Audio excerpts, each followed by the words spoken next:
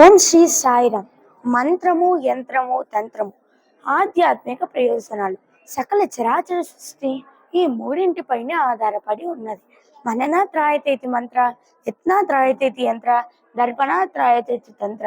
మంత్రము వాయు పదార్థము, యంత్రము ద్రవ పదార్థము, తంత్రము ఘన పదార్థము. ఏ దేవత అనుగ్రహం కొరకు దేవాలయం నిర్మిస్తామో ఆ దేవతామూర్తి యొక్క బీజ మంత్రాన్ని పదే పదే జపిస్తూ బీజాక్షరాలతో కూడిన యంత్రానికి పూజలు చేస్తారు. తద్వారా ఆ మంత్రశక్తి అంతా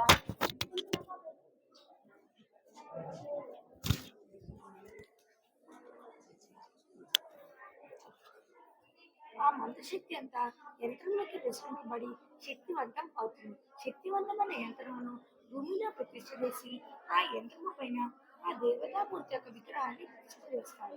తద్వారా ఆ యంత్రంలోని మంత్రశక్తి అంతా విగ్రహంలోకి ప్రశ్నిస్తుంది. అప్పుడు ఆ ప్రదేశం అంతా సాత్వికంగా మరియు శక్తివంతంగా మారుతుంది.